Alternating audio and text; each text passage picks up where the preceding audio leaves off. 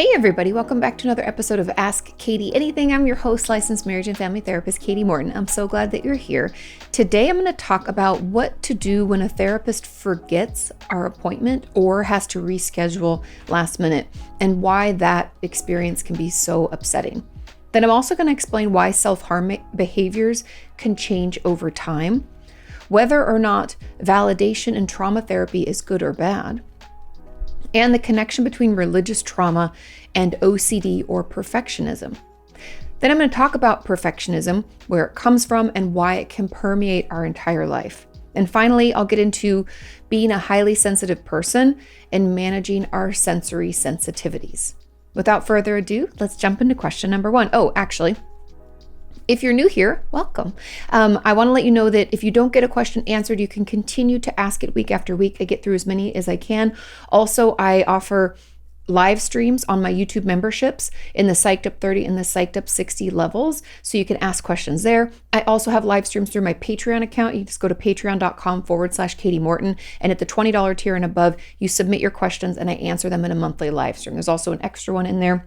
And just for $1, you can watch and participate in the live streams too. So you can check those things out.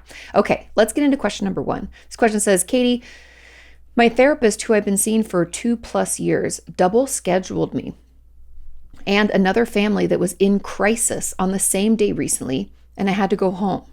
She was going to meet me the next day on Saturday morning, but I felt the need to push away and I delayed it to the next week. I know I'm really attached to her in this push-pull way, and I felt really hurt, even though I know intellectually she just made a scheduling error. I also felt upset because it triggered my beliefs from childhood that I'm not as important and that I'm always second because the other family had it worse, or the other family had worse things going on. Also, what does family in crisis mean? I've had several times where she has forgotten my appointments. Ooh. I can't tell whether it's my disorganized attachment or truly an unstable therapy relationship. I know a stable therapy relationship can be corrective for some, or for some of my attachment problems, but sometimes I just feel like my beliefs and abandonment fears are being reinforced.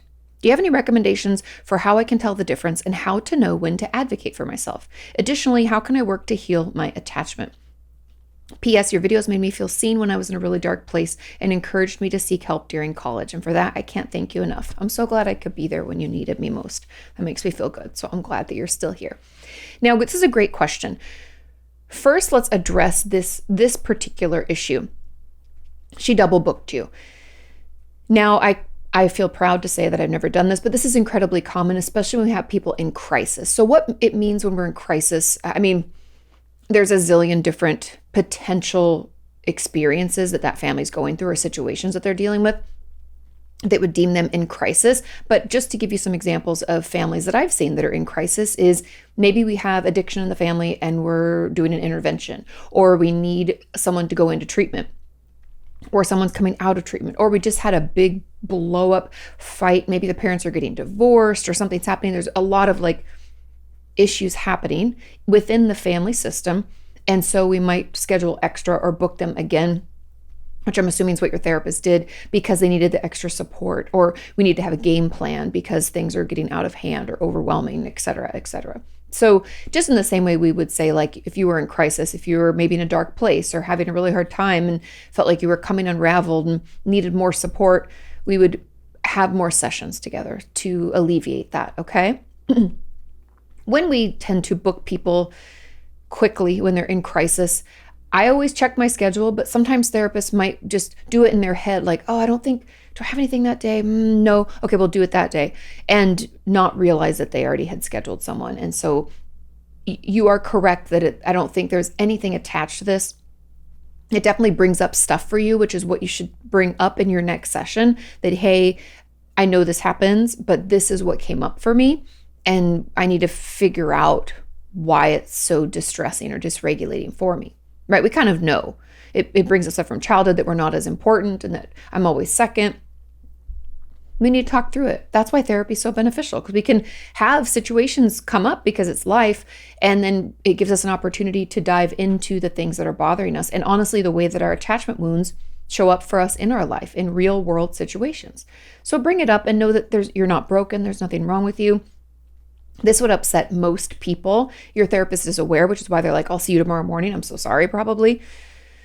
But you didn't want that. And I understand that's part of that, push-pull, disorganized attachment feeling. But we need to talk about that. And maybe we need to write a letter to your younger self, offering them some more support, or maybe your therapist needs to assist you in finding ways to soothe this feeling, right? Like, can you tell yourself that you're important? Or does checking the facts help? Are there ways we can regulate our nervous system? Or, what could be helpful? We have to talk it through. And I think a lot of it's going to be inner child work, stuff. But I do have an attachment workshop and an inner child workshop on my website at katiemorton.com if you're interested. But bring this up, okay? That's the first piece. The second piece is that you said that I've had several times where she's forgotten my appointments. Oof. Now, if this is a repeat thing, this is something that obviously you want to bring up with your therapist in a bigger way, not only for your reaction and acknowledging your shit, right? I have disorganized attachment. I know this is super triggering for XYZ, but this happens frequently and I find that really hard because as a therapist, we don't want to trigger you on purpose. That's terrible. That's not therapeutic. And so if this is happening a lot, then that might mean that this therapeutic relationship isn't best for you. I mean, I don't think it's asking a lot of a therapist to say, hey, can you be consistent and remember when you schedule me? I mean, we keep schedules just like anybody else. Do you show up to your work on time when you're booked and scheduled in your hours or whatever kind of job that you do? Yes, you do. And if you didn't show up, you probably get fired. And that's essentially what's happening here is your therapist is not showing up for the appointments that she has scheduled, which is her job. And it's okay if you don't feel safe there because that especially if she knows about your attachment issues, I just find that very unethical. I'm not saying it's on purpose, but she needs to get her shit together because it is distressing. And I understand. And if my therapist forgot my therapy appointment and I drove to therapy only to find out that I didn't get to see her or she wasn't there, I don't know if anybody else feels this way, but as I drive to therapy, I'm kind of not amping myself up. That sounds like more intense than it is, but I'm preparing myself for therapy. I start thinking about what I need to bring up and what was the homework and how did that go? I'm just trying to get myself ready for it. And if I had to go back home, you're what do I do with all of that I just kind of opened up? Right? So let her know the way to tell the difference and when to advocate for yourself is if the difference between it being an oops is this crisis situation, okay? Something that's oh my God, this, I'm so sorry. She was apologetic. There wasn't any intent behind it. That's just, then the dysregulation that you feel, while is very warranted, is coming from that attachment place, okay? However, if this, and also it's coming from an attachment place when we push back and we didn't want to see her the next morning, we did that push-pull, the signs and symptoms of your attachment. So hone in on those and know that when we're doing that behavior, that tells us that's where it's coming from. However, the upset of not having an appointment or having her forget and having this be kind of a regular thing, and it's disappointing. And I was just saying, I get myself all ready for therapy and then I'm ugh, I'm kind of bummed out and what do I do with all of this? That is not attachment. That's you preparing for therapy and showing up and her not holding up her end of the bargain, right? And so that's actually her side of the road to clean. So talk to her. Be honest. It's okay. It's therapy. We're supposed to be able to talk about these things and figure it out. It's okay to tell a therapist, hey, you did that and that hurt my feelings. And I know it comes from this place and I want to figure that out. Can we talk about it more? It's okay to say that. That's actually what therapy is all about. Okay? Hang in there. I'm proud of you for still seeing her the next week, but this is something that we need to figure out because it's dysregulating as it should be. Okay? Now, somebody had a comment and said, I was in a really similar situation. I also got double scheduled and I felt so rejected and lost that I nearly had a panic attack. I wrote her an email that my inner child hated her for doing this.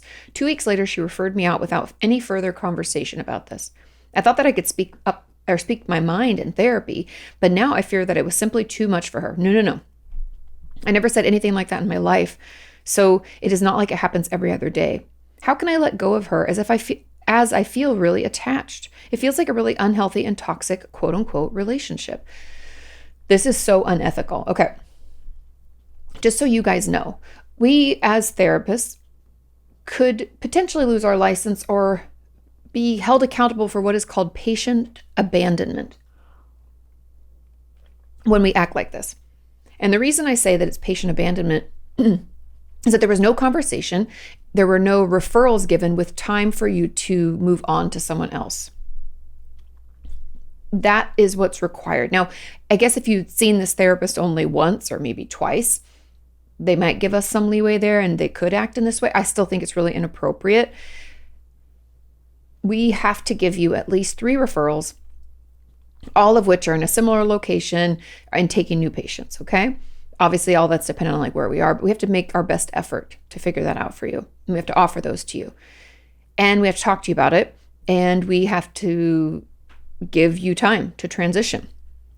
For example, I saw a patient for about 1.5 years or 2 years, and I gave her, I think 3 months to transition over. And she liked the first person. I gave her a list of 3. She liked the first person. So that ended up working out, and she's right across the hall from my office, so it made it even better. I had another patient. We had been trying to work on things, and it wasn't helping. And so I referred him to a different type of therapist. And I gave him, I want to say 2 months. And I'd been seeing him for maybe about 1 year. That just gives you an idea. He did not stay for the whole 2 months. The other patient did stay for those 3 months as she transitioned over, but that's just up to you, and you should be given that time. And that is so that there's a smooth transition. Also, a lot of times I ask my patients to sign a release so I can talk to the other therapist so that I can help them pick up where we left off so they don't feel like they have to start all over. And then I can give them the reasoning, like in the one case, I was like, I think he needs something different. We keep running into this roadblock, and that's not my specialty. And with the other patient, it was like, I think we need to, I guess, different style of therapy is more attachment-based stuff. And I was like, I've done what I can do, and I feel like we're plateaued. So that, and then I talked to the other therapist and let them know these are the goals we've had. These are the ways that they have, succeeded. These are the things that are hard. Saves you time when you see them. That's how it's supposed to happen. You could file a complaint against your therapist's license because that's inappropriate. And I'm so sorry. You are supposed to speak up. You are supposed to say things like that. It's okay to write an email and say, hey, like the person that asked the initial question, like this was really dysregulating. It was upsetting to me. As therapists, we are trained. It's a huge part of our job to sit with discomfort. That even as a therapist, I'm a human too, right? I don't like conflict, but I'm trained when I'm in therapist mode, I have to be honest, it is a different type of me that you get when I'm a therapist. When I'm in therapist mode and I put on my therapist hat, you can say some crazy shit to me. You can be mad at me. You can yell at me. Am I uncomfortable? 100%. Do I show it? Absolutely the fuck not. That's not my job. My job is to be calm, to allow you to express yourself, to not react, to talk about it with you so that you can learn how to handle discomfort and conflict in the same way that like me in my own therapy, I should be working on that, right? Therapy is a space to feel held, to feel heard, and to feel understood. And if your therapist isn't doing that for you, or if you don't feel like they're challenging you to do that, it might be, time for you to find somebody else. Now, there was a last add-on to this that said, I am also really sensitive to rejection, and I struggle with the idea of being worthless or worth less than anyone else. I started crying easily when, for example, last time my doctor told me that they wouldn't see me because they'd made a scheduling error.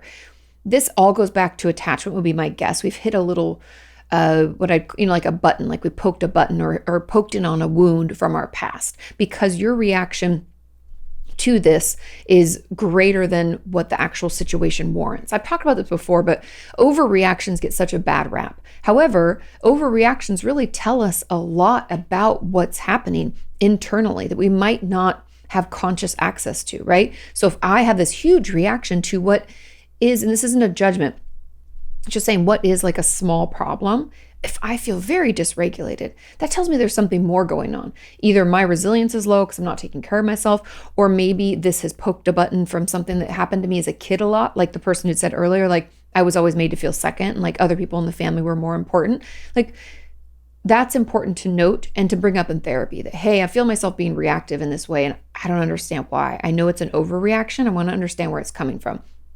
And once we understand where it's coming from, whether it's like past trauma, whether it's lower resilience, whether it's a relationship that we had in the past that has ended, that it reminds us of, whatever it might be, once we kind of can identify that, then we can work on it, right? If it's trauma, we need to do some trauma reprocessing, whether that's talk therapy, EMDR, schema, somatic, whatever. If it's resilience, then we need to work on taking care of ourselves, using the HALT acronym: hungry, angry, lonely, tired. Are we taking care of those things? Have we taken our medicine lately, eating regularly, all that stuff, right? And if it's a reminder of a past relationship, is there something in that we need to still talk through so that we can let go of that emotional charge of it, right? So anyways, that's where I would go with that. Okay, let's move on to question number 2. It says, hi, Katie, can you talk about why self-harm behaviors change?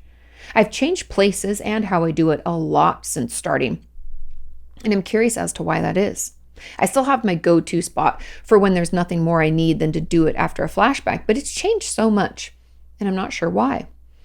I do have complex PTSD from past physical, emotional, and sexual abuse. Thanks for everything you do. Okay, yes, we have 2 add-ons after this, but let's just dive right in.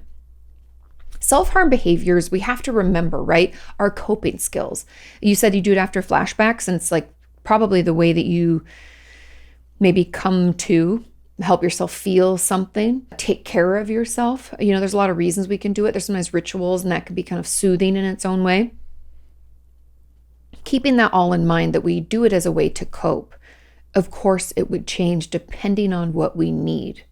And what I mean by that is, for example, I had a patient who used to harm themselves in one way because part of it was they wanted to feel the pain physically that they were experiencing emotionally. Okay. So they wanted to do their self-injury in this certain painful way. Okay. Then as we worked through that piece of their trauma, then they started to find themselves, we were doing some more inner child work type of stuff. They found themselves wanting to self-injure, not for any of the pain, but for the ritual of taking care of it, for the cleaning of the wound and the bandaging of the wound. And that became the motive. Now, not only did the way that they were self-injuring change, but also the location. And so depending on the person, I believe it has to do with what purpose it serves for us at the time. I also want to throw in the caveat that I do have patients who will talk to me about the fact that, summer's kind of already here, but let's say in like March or April, when things start to not be as cold outside, they'll say things like, summer's coming. And so they'll shift where they self-injure because they don't want it to show. And they're like, I need to give them time to heal. We do things like that to hide it, right? Because we don't necessarily want everybody to know our business or ask about our cuts or our burns or whatever it is. So we'll change locations. So those are some of the reasons too. One's more of an emotional reason. The other one is more of kind of just a logistical reason. But there's no judgment either way. It's more about the fact that it's a coping skill, and we're going to find a way to do it in a way that is relieving of something, right? That helps us cope with whatever. So that's really why. And since you said you have complex PTSD, I'd assume that it probably depends on what you're talking about, what you're working on, or even what is the most dysregulating or disrupting to your life in this moment. Yeah, I hope that helps. Now, there are add-ons, like I said. There are 2. The first one says, my places and how have changed because when I tell my therapist I've self-harmed, I have to give up my tool that I did it with without conversation. We'll talk about this. So the next time I have an urge, I have to find something else to use, or what I used in the past just isn't giving me the same response. That's also, we'll talk about that too. I change places for the same reason. Katie, how many times would you let a client self-harm before you insist on a hospitalization? My providers say that they have no choice but to insist on hospitalization, but I keep refusing them. Can they section me for refusing? Thanks for your input. Of course. A lot to talk about here. Okay. Now, I have had patients give me their tools, like give up their tools to me. Then I offer them back to them every session because it's not my duty to stop you from self-harming, like by taking away, I don't know. I just feel like that's not actually helpful. I offer to keep them for my patients if they want to. I will ask it and we will talk about it. Like, hey, I know you've been trying to stop and we've gone almost a full week. Do you want to leave your stuff with me? And then we'll see if you can make it till our next session. I can give it back to you then, or we can talk about it. I don't think I've ever had a patient take them back, but I don't take them from them or have them give them up. Like, we're not an inpatient. I'm not in a treatment facility. That they wouldn't allow you in with anything you could self-injure, just as an FYI. But I have had patients offer them up as part of their recovery, as a part of an attempt to not. And then we talk about what it was like to give it to me. Because I have had patients give it to me in the session at the end, say, can I take that back? I'm not ready. I'm like, that's fine. It's not up to me. I'm not going to stop you from self-injuring by holding on to a tool. Like you say, you just find something else. That's why it's not even a therapeutic, it has no therapeutic benefit other than feeling like a parent, like you're playing the video game too much and you take the cord that plugs it in or something. It feels kind of like that, like a punishment. I don't like that. So I don't agree with that at all. And how many times I let a client self-harm, we'd have to have a safety plan in place, because I don't always believe, I know it sounds like you might have a treatment team that doesn't understand self-injury. Maybe tell them to watch some of my videos. Because I don't necessarily correlate self-injury with suicidal behavior. Suicidal behavior or homicidal behavior is what would push me to hospitalize someone or section them or 5150 them, whatever you want to call it. When you put somebody in the hospital, it would be because they're a danger to themselves or someone else. Now, a lot of people mistake self-harm for active suicidal thoughts, plans, etc. But I would have a conversation with you. So there's no number of times. It'd be more about me talking with you about whether or not you are wanting to take your own life, what your plans are. Do you have the means? I want to know more about it. I want to know what role your self-harm plays. I'd have more questions than just like self-injury equals hospitalization, because I don't believe in that at all. I don't think it's helpful. And I think we'd all agree that a hospitalization isn't necessarily a very therapeutic place. So that's a last resort for me. But if I was concerned that maybe you did have some suicidal thoughts, I'd have a safety plan in place, and you'd have to sign it for me every week, and we'd have an agreement as well as a plan, like call people, text me, wait 30 minutes, blah, blah, blah. Here's your coping skills. We'd put that together. I'd make a copy, I'd give it to you, and we would go about that and see how we did week by week and check in on that safety plan, check in on it, on the self-injury and the suicidal thoughts. So that's really how I operate. And the fact that your providers think you have to be hospitalized makes me feel like they don't get it. So they can technically section you for refusing. I don't know about for refusing, but they could for self-injury, saying that it's a suicidal attempt or suicidal actions. Talk to them about it. Maybe like I said, maybe see if they'll, I don't know if they will, but maybe watch some of my videos or just explain it to them if it isn't a suicidal thing. Talk to them about it so that they can understand, so we can keep you out of the hospital, okay? It isn't your job to educate them, by the way. They should be educated in this. Unfortunately, they're not. I'm just saying this to keep you out of the hospital. Now, the final add-on here says, also, is there anything or reason that a person might change or quote unquote add on another method of self-harm? And does the method make a difference? For example, I've always used cutting, but recently started to burn as well. Does method change mean anything? I, again, think it has to do with the purpose it serves. So be curious, not judgmental, about when this shift happened, what was happening in your life, or what were you working on in therapy, what was coming up for you, and what does one type of self-injury do for you versus another. Only you know the purpose. But I believe that since it is a coping skill, it's because our need has shifted. We need to cope with something different. Okay, let's move on to question number 3. And it says, lately I've seen several references from other therapists talking about trauma therapy and that validation can sometimes be harmful in trauma therapy. I had a therapist who had a postdoc training specifically in trauma who I asked for validation or correction if I was not correct because I was perceiving him as incongruent. Turns out he was being incongruent, which came out at the end of a 10-month rupture he would acknowledge existed but refused to talk about directly and openly. Sounds like he wasn't very good. If anybody's wondering about these words, a rupture just essentially is a fancy way of saying that the therapeutic relationship had an issue, had conflict. It wasn't working. When we talk about incongruence, it means that the patient perceived, because she says, I perceived him as incongruent, perceived them as not in line with where you are, not on the same page with you, that it doesn't feel quite right, like they're with you and they agree with you and they're supporting you. It feels incongruent. It feels off. Okay.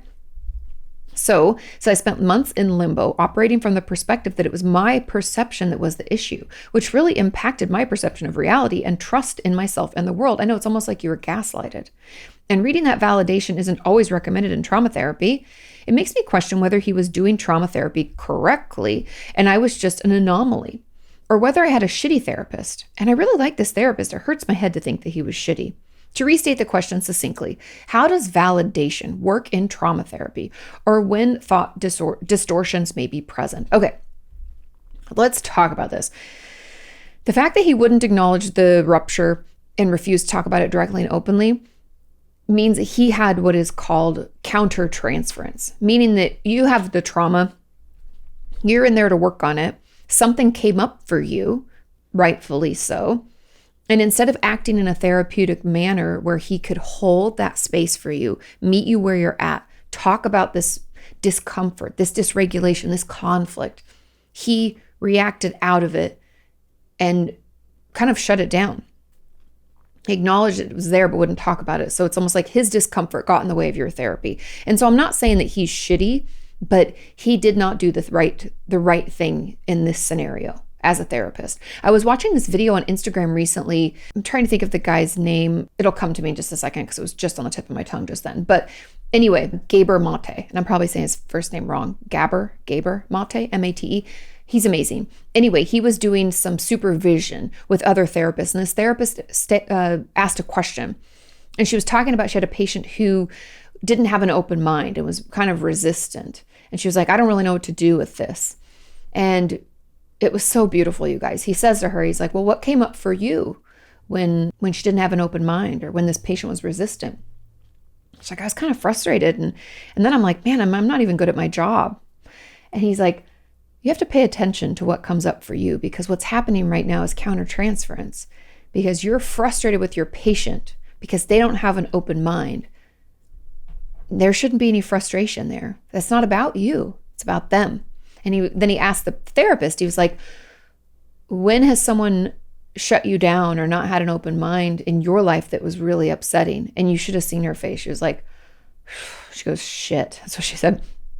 And she's like, you're right. And he goes, talk about that in your own therapy, because that's what's coming up. And boom, you guys. And I don't talk enough about what it's like to be a therapist, and the reason that I think it's so vitally important that we as therapists get into therapy ourselves, because if we don't, we bring our own shit into your session, and that's not appropriate. I have to be able to hold space. Like, you guys know, I'm a people pleaser. I'm conflict averse. I have to be able to hang with my patients and not let that fuck their session up. Is that easy? No. Can I do it? You betcha.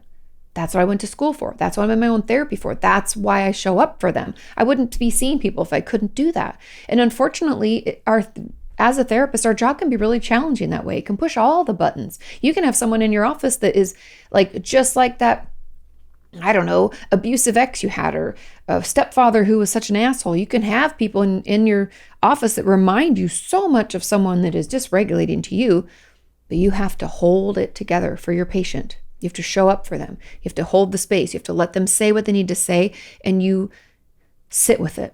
And there's no reaction. There's no judgment, because it's not about the therapist.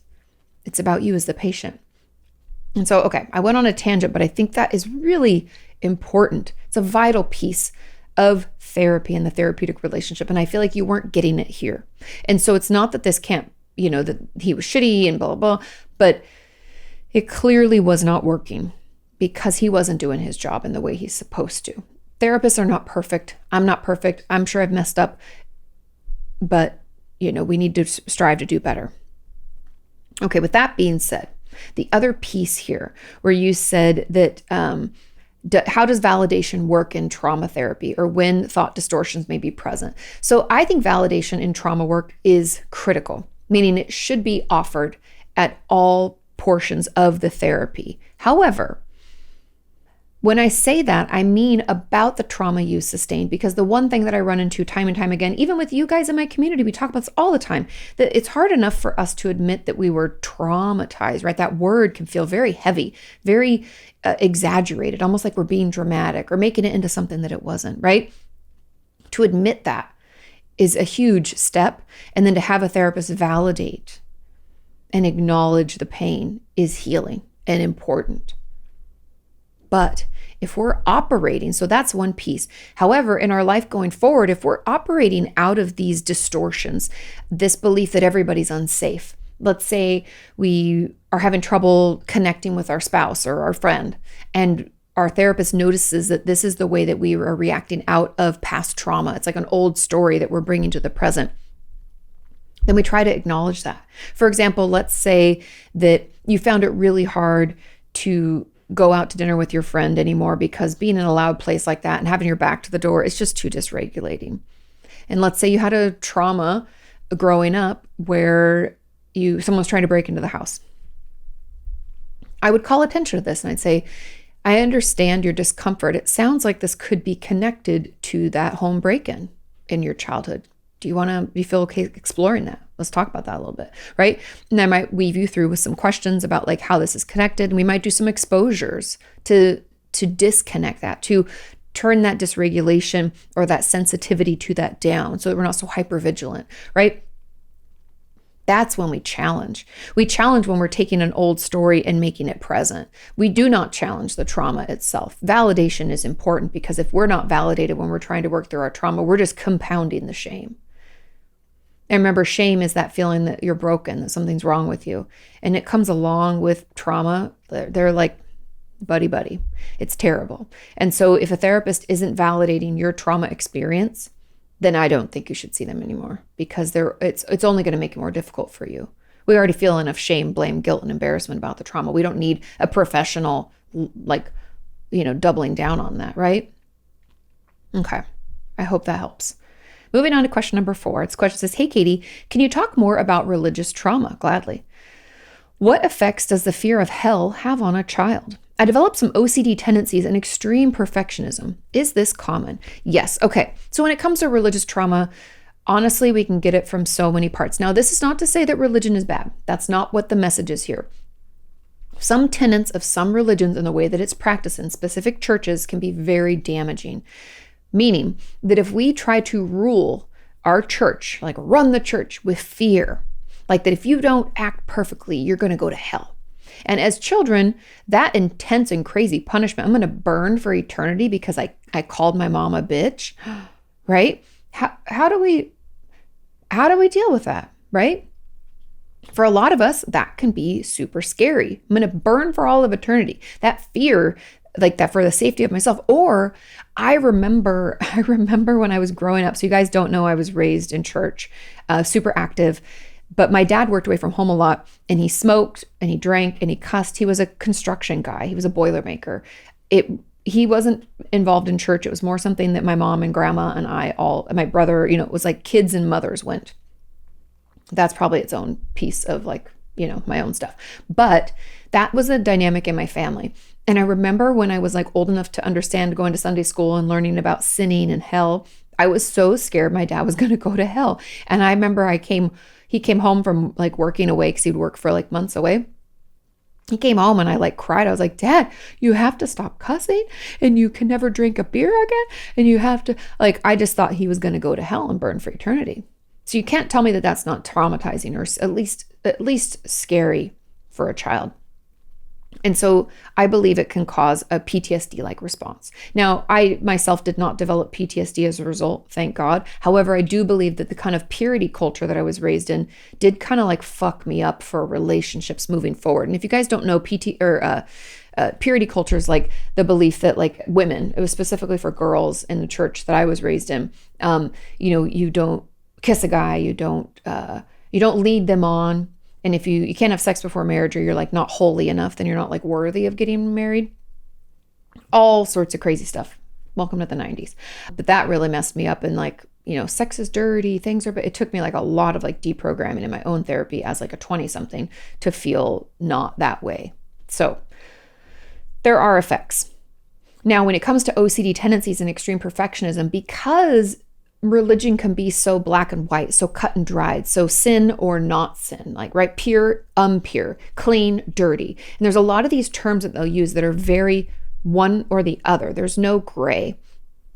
We can definitely struggle with perfectionism, thinking that we need to be perfect for God, we need to be perfect for our family and perfect for our partner or whatever. And it can lead to that feeling that like we're never enough, we're not worthy of God's love. And this is not me trashing religion. I'm just saying some do perpetuate these types of messages. And if So perfectionism in and of itself can cause anxiety, right? If I don't feel like I'm good enough or I'm worthy enough or I'm doing things just in the right kind of way, it can make me feel really overwhelmed and like I need to try harder. I can start to spin out, right? OCD, I don't know if I've talked about it recently, but is what I put under the umbrella of like anxiety disorders. Because an obsession is when we think about something, let's say in this case, it's like, I need to be the perfect son of God or daughter of God, child of God, blah, blah, blah. Perfect whatever role at church. Or we can feel so anxious about all of that. They feel so out of our control that we start to control our environment. So we start maybe checking things a certain number of times. And so that obsession with being perfect has led into this anxiety where we're trying to control it or manage the anxiety with something else. I hope you're following. I hope this makes sense. So then we check things. Let's say I have to check that the stove is turned off 11 times. Some people like odd numbers, some people like even, depends. So we have to check that a certain number of times before I can leave the house. And so that's the obsession is I have to check. Oh my God, maybe I left the stove on. Maybe the whole house is going to burn down. The anxiety's building.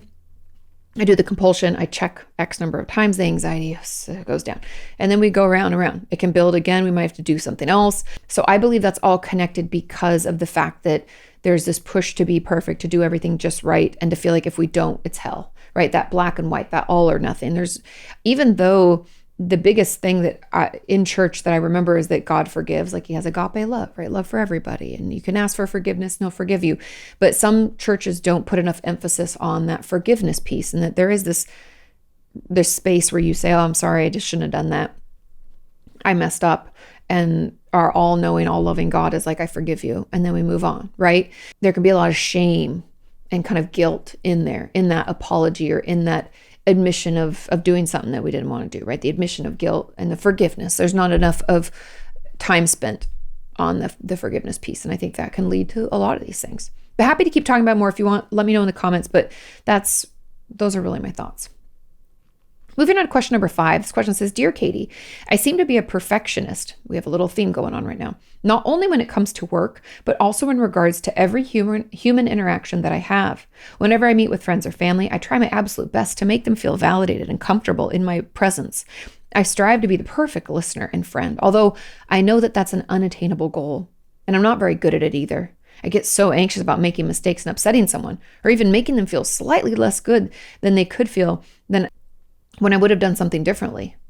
While we're together, I put a lot of effort into navigating the interaction. I try to think ahead while I listen to find the perfect questions or a validating comment.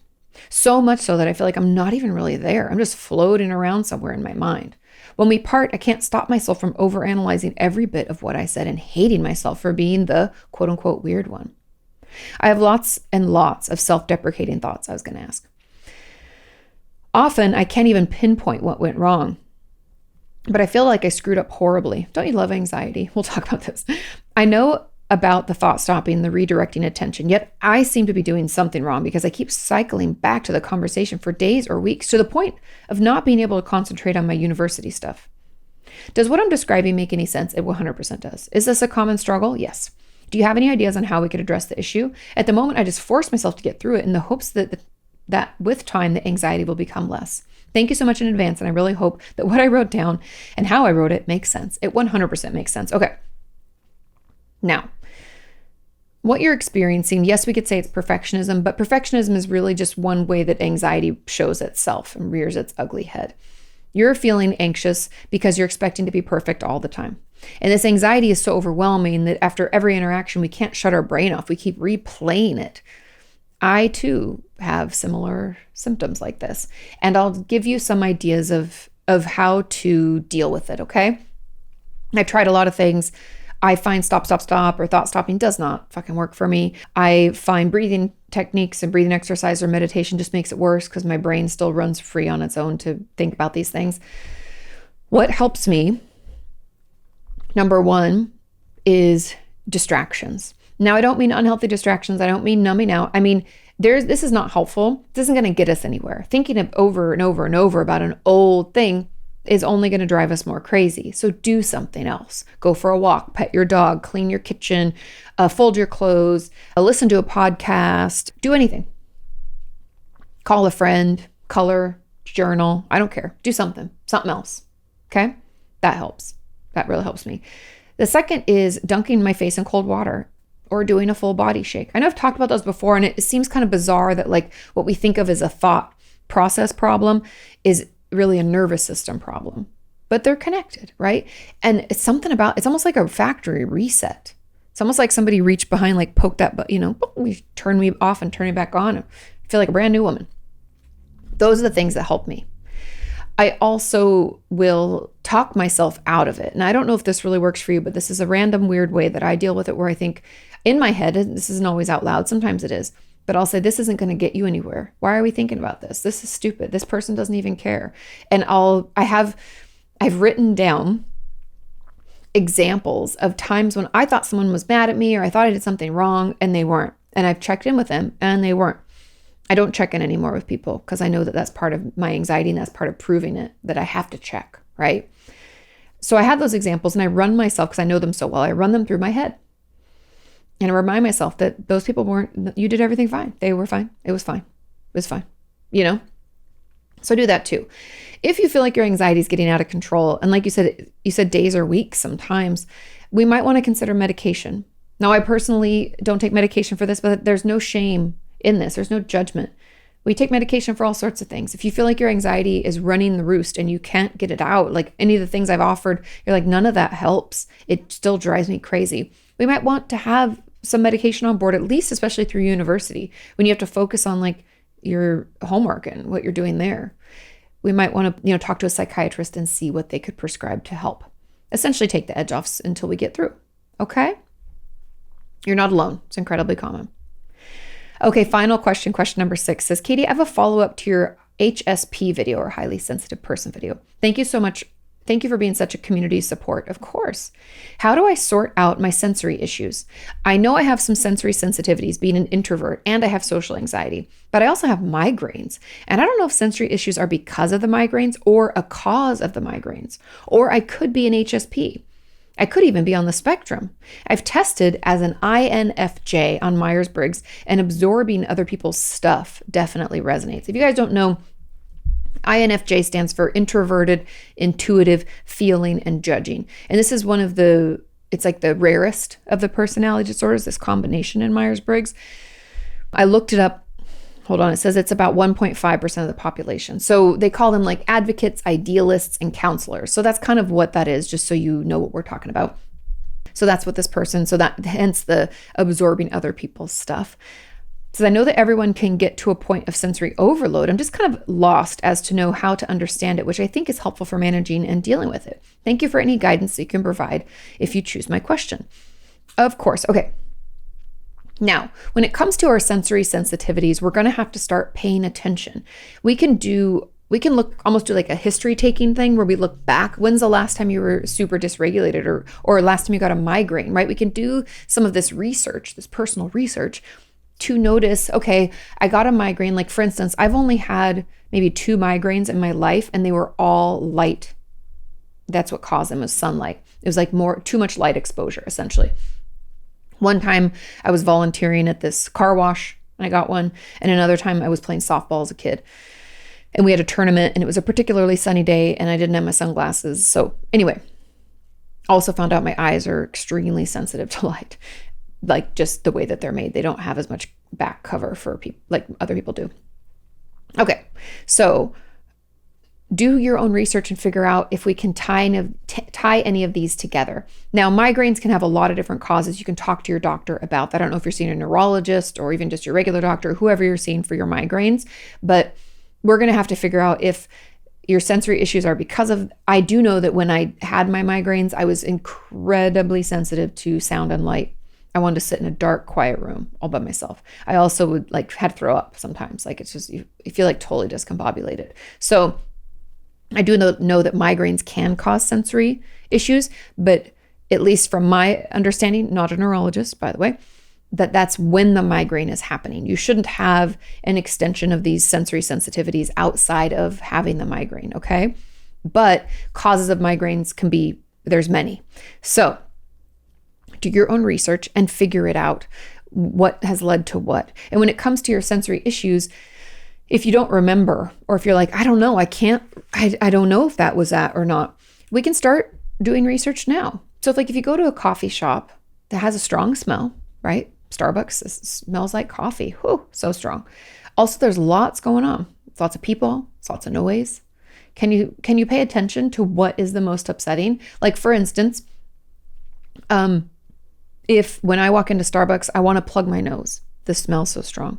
That tells me that's the one that's so upsetting. If I feel like I want to close my eyes, or I want to plug my ears, notice how your body reacts to the stimuli that you put around yourself. You don't even have to leave your house. You can turn on music really loud and see if that starts making you feel overwhelmed. You can also go outside and kind of look up towards the sun in that direction, see if that really just starts to make you want to crawl out of your skin. Just start noticing, because once we have a better idea about which senses are the most sensitive, we can do things to alleviate it. For example, let's say we're, super sensitive to light, then we can get like darker sunglasses, more intensive. We can get the ones with the things on the sides even, so that we can not feel as overwhelmed that way. If we find that sounds in loud places are super overwhelming, get the loop earplugs. I got those for Sean and I for Christmas. You can get the ones where you can go into quiet mode, which shuts everything out, or you can go into, I think is it focus mode, is like one tick back up where you hear some stuff, but not all of it. Let's get ourselves some loop earplugs. They're amazing. Not sponsored, wish they would. So there's those. Also, if you find, that it's smell sensitive, then we just want to be aware of where we're going and what that's going to mean. And maybe we bring some essential oils with us. Now, obviously, these are just some ideas of different things, but just to give you some place to start. We have to do our own recon so that we know what's the most upsetting. And then we can have some tools at the ready to better mitigate it. And then if we want to be with a friend and we're like, oh, but I think it's the sound. Sound gets me, and I don't really want to have earplugs in, maybe we have them go to another place that we know that's quieter. Or maybe we have them come over. We'll cook for them. There are ways that we can make this work. But let's figure that out. And we don't know unless we do our own research, okay? Okay.